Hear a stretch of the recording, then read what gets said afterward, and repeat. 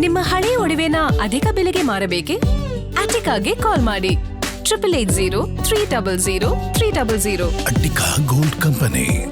ಚಾಂದ್ ಪಾಷಾ ಅವರು ಮಾತನಾಡ್ತಾ ಇದ್ರಿ ಸರ್. ಈಗ ನಂದೊಂದು ಡೌಟ್ ಅಂದ್ರೆ, ಈಗ ಗ್ಯಾರಂಟಿಗಳಿಗೇನೋ ಕತ್ರಿ ಹಾಕ್ತಾರೆ, ಆ ಥರದ್ದೆಲ್ಲ ಒಂದಷ್ಟು ಚರ್ಚೆಗಳಿದೆ. ಇನ್ನು ಮುಂದೆ ಕೂಡ ಗ್ಯಾರಂಟಿಗಳು ಇರ್ಬೋದಾ 2 ವರ್ಷದವರೆಗೂ?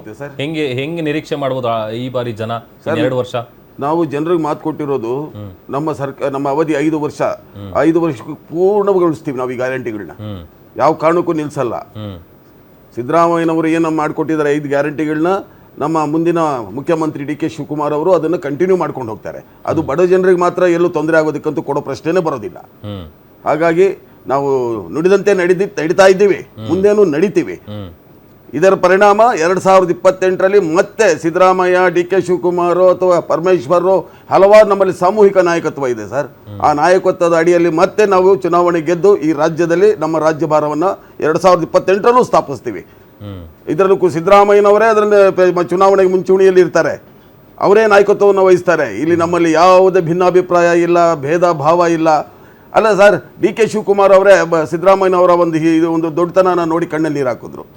ಅವರು ಮುಕ್ತ ಮನಸ್ಸಿನಿಂದ ಆಶೀರ್ವಾದ ಮಾಡ್ತಾರೆ ಸಿದ್ದರಾಮಯ್ಯನವರು.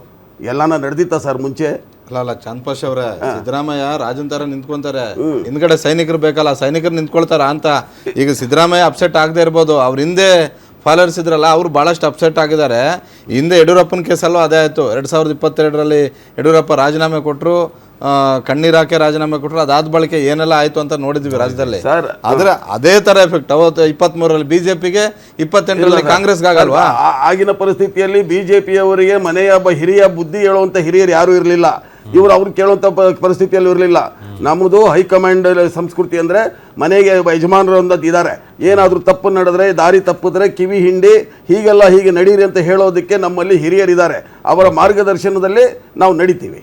ಎಸ್ ರಾಜೇಂದ್ರ ಸರ್, ಈಗ ಕ್ಯಾಬಿನೆಟ್ ಹೊಸ ಸಂಪುಟದಲ್ಲಿ ಹಿರಿಯರನ್ನೇನೋ ಅವರಿಗೆ ಕೈ ಬಿಡ್ತಾರೆ, ಜೊತೆ ಹೊಸಬ್ರಿಗೆ ಅವಕಾಶ ಕೊಡ್ತಾರೆ. ಆಮೇಲೆ DK Shivakumar new blood should come ಅಂತ ಹೇಳ್ತಿರ್ತಾರೆ ಯಾವಾಗ್ಲೂ.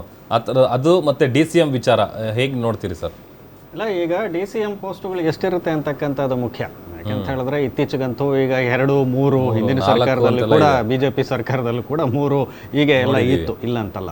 ಆದರೆ ಈಗ ಆ ಪ್ರಶ್ನೆ ಇದೆ. ಅದರಲ್ಲೂ ಕೂಡ ರೆಪ್ರೆಸೆಂಟೇಷನ್ ಕೊಡಬೇಕು ಅಂತಕ್ಕಂಥದ್ದು. ಉಪಮುಖ್ಯಮಂತ್ರಿ ಅನ್ನೋದು it is not A constitutionally valid post, it is as good as A cabinet rank ಅಷ್ಟೇ. ಆದರೆ ಉಪಮುಖ್ಯಮಂತ್ರಿ ಅಂತಕ್ಕಂಥದ್ದಕ್ಕೆ ಒಂದು ಸಿಗ್ನಿಫಿಕೆನ್ಸ್ ಇದೆ. ಪರಮೇಶ್ವರ್ ಆಗ್ತಾರಾ, MB ಪಾಟೀಲ್ರು ಇರ್ತಾರಾ, ಅಥವಾ ಖಾದರ್ಗೂ ಇರ್ತಾರೆ. ಅಲ್ಲಿ ಆಗ ಆ ರೀತಿಯಾದಂಥ ಕ್ಲಾಸಿಫಿಕೇಷನ್ ಆದರೆ ಒಂದೊಂದು ವರ್ಗಕ್ಕೆ, ಪರಿಶಿಷ್ಟ ಜಾತಿಯವರಿಗೆ, ಹಾಗೆಯೇ ನಮ್ಮ ಲಿಂಗಾಯತ ವೀರಶೈವರಿಗೆ, ಹಾಗೆಯೇ ಮುಸ್ಲಿಂ ಸಮುದಾಯಕ್ಕೆ ಕೊಟ್ಟಂಗೆ ಆಗುತ್ತೆ ಅಂತ ಮೇ ಬಿ ಇರಬಹುದು. ಅದಾದ ನಂತರ ಸೀನಿಯರ್ಸ್ ಅಂತ ಏನಿರ್ತಾರೆ ಸ್ವಲ್ಪ ಸ್ಯಾಕ್ರಿಫೈಸ್ ಮಾಡಲೇಬೇಕಾಗುತ್ತೆ ಅನ್ನೋ ಅಂತ ಅನಿಸುತ್ತೆ ನನಗೆ. ಯಾಕೆಂದರೆ ಯಾವತ್ತೂ ಕೂಡ ನೀವು ಇದ್ದವರಿಗೆ, ಈಗ ಅದು ಸಿದ್ದರಾಮಯ್ಯ ಬಣ ಅಂತ ನಾನು ಒಪ್ಕೊಳ್ಳೋದಿಲ್ಲ, ಕಾಂಗ್ರೆಸ್ ಅಂತ ಹೇಳ್ತೇನೆ. ಕೆಲವು ಸೀನಿಯರ್ಸು ಈಗ ಆಲ್ರೆಡಿ ಯಾರಿದ್ದಾರೆ, ಯಂಗ್ಸ್ಟರ್ಸ್ ಯಾರಿದ್ದಾರೆ ಅಪ್ಕಮಿಂಗ್, ಅವರಿಗೆ ಸಹಜವಾಗಿ ಪ್ರಾಯಶಃ ಅವರಿಗೆ ಒಂದು ಹೆಚ್ಚಿನ ಪ್ರಾಶಸ್ತ್ಯ ಸಿಗಬಹುದು ಈ ಒಂದು ಕ್ಯಾಬಿನೆಟಲ್ಲಿ ಅಂತ ನನಗೆ ಅನ್ನಿಸ್ತಾ ಇದೆ. ಅದು ಸಾಮಾಜಿಕ ನ್ಯಾಯ ಕೂಡ ಹೌದು. ಯಾವಾಗಲೂ ಆಗಿರ್ತಕ್ಕಂಥವ್ರೆ ಮಂತ್ರಿಗಳಾಗಬೇಕಾ? ಇಲ್ಲ ಅನ್ನೋದು. ಅದರಲ್ಲಿ ಸೀನಿಯರ್ಸ್ ಅಂತ ಹೇಳಿದ್ರೆ ಇನ್ನೂ ಒಂದಿದೆ, ಸೀನಿಯರ್ ಆಗಿದ್ದುಕೊಂಡು ಕೂಡ ವಯಸ್ಸಲ್ಲಿ ಸಚಿವ ಸ್ಥಾನ ಸಿಗದೇ ಇರ್ತಕ್ಕಂಥವ್ರಿಗೂ ಈಗ ಸಚಿವ ಸ್ಥಾನ ಸಿಗಬೇಕಾಗುತ್ತೆ ಅನ್ನೋದು. This is also very important. And then very importantly KPCC ಅಧ್ಯಕ್ಷರು ಯಾರಾಗ್ತಾರೆ ಅನ್ನೋದು ಬಹಳ ಕುತೂಹಲಕರವಾದ ಪ್ರಶ್ನೆ.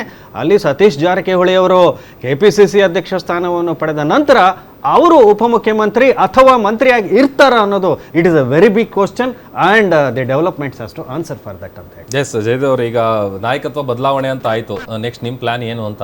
ಈಗ ಇದು ಗೃಹಜ್ಯೋತಿ ಮತ್ತೆ ಗೃಹಲಕ್ಷ್ಮಿ ಯೋಜನೆಯಲ್ಲಿ ಮೈಕ್ರೋ ಹುಡುಕಕ್ಕೆ ಶುರು ಮಾಡಿದ್ದಾರೆ. ಈಗ ಅದ್ರಲ್ಲಿ ಒಂದಷ್ಟು ಕಡಿತ ಮಾಡಬೇಕು ಅಂತ ಈಗಾಗಲೇ ಅದು ಸರ್ವೆ ಮಾಡ್ಬೇಕಂತ. ಜಾತಿ ಗಣತೆ ಮಾಡಿದಾಗ ಇವರು ಜಾತಿ ಬರೀ ಸ್ಟಿಕ್ಕರ್ ಪೇಸ್ಟ್ ಮಾಡ್ಬಿಟ್ಟು ಹೋಗ್ಬಿಟ್ರು. ಸ್ಟಿಕ್ಕರ್ ಪೇಸ್ಟ್ ಮಾಡಿದ್ದಾರೆ ಅಂದ್ರೆ ಬೆಸ್ಕಾಂನವರು, ಅವ್ರು ಕೇಳಿದ್ರೆ ಕಾಂಟ್ರಾಕ್ಟರ್ ಬೇರೆ ಇವನು, ಇದೆಲ್ಲ ಮಾಡ್ಬಿಟ್ರು ಇವರೆಲ್ಲ. ಇದು DK ದರ್ಬಾರ್ ಅಂತ ನಿಮ್ ಇದನ್ನು ಕಾಣ್ತಾ ಇದ್ದೀನಿ. DK ದರ್ಬಾರ್ ಆಗೋದು ಬೇಡ, ಇದೊಂದು ಸೇವಾ ಸರ್ಕಾರ ಆದ್ರೆ ಜನತೆಗೂ ಒಳ್ಳೇದು, ಅವ್ರಿಗೂ ಒಳ್ಳೇದು. ದರ್ಬಾರ್ ಆಗೋದು ಬೇಡ, ಒಳ್ಳೆ ಸರ್ಕಾರ ಆಗ್ಲಿ, ಜನತೆಗೆ ಒಳ್ಳೇದು ಮಾಡ್ಲಿ. 700 ದಿನಗಳಲ್ಲಿ ಆ ನಿರೀಕ್ಷೆ ಉಳಿಸ್ಕೊಳ್ಳಿ.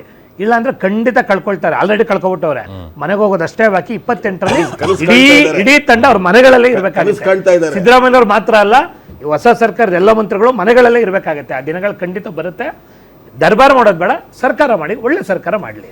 Okay, thank you. ಇಷ್ಟೊತ್ತು ಕಾರ್ಯಕ್ರಮದಲ್ಲಿ ಭಾಗಿಯಾಗಿ ಎಲ್ಲರೂ ಕೂಡ ಚರ್ಚೆ ಮಾಡೋದಕ್ಕೆ thank you sir. Thank you all. And yes ವೀಕ್ಷಕರೇ, ಸಾಕಷ್ಟು ಕುತೂಹಲ, ಸಾಕಷ್ಟು ಪ್ರಶ್ನೆಗಳೆಲ್ಲವೂ ಕೂಡ ಇದೆ. ಆ ಎಲ್ಲ ಪ್ರಶ್ನೆಗಳಿಗೆ, ಆ ಎಲ್ಲ ಕುತೂಹಲಗಳಿಗೆ ಸಂಜೆ ಇವತ್ತು ತೆರೆ ಬೀಳುತ್ತೆ. ಎಷ್ಟು DCM ಮಾಡ್ತಾರೆ, ಯಾರ್ಯಾರಿಗೆ ಅವಕಾಶ ಮಾಡಿಕೊಡ್ತಾರೆ, ಜೊತೆಗೆ ನೂತನ CM ಆಗಿ ಯಾವಾಗ ಪದಗ್ರಹಣ ಕಾರ್ಯಕ್ರಮ ನಡೆಯುತ್ತೆ, ಎಲ್ಲ ವಿಚಾರಕ್ಕೆ ಸಂಬಂಧಪಟ್ಟಂಥ ಕ್ಷಣ ಕ್ಷಣದ ಮಾಹಿತಿಯನ್ನು ನಿಮ್ಮ ಗ್ಯಾರಂಟಿ ನ್ಯೂಸ್ನಲ್ಲಿ ನೀವು ನೋಡ್ತಾ ಇರ್ಬೋದು ಅಂತ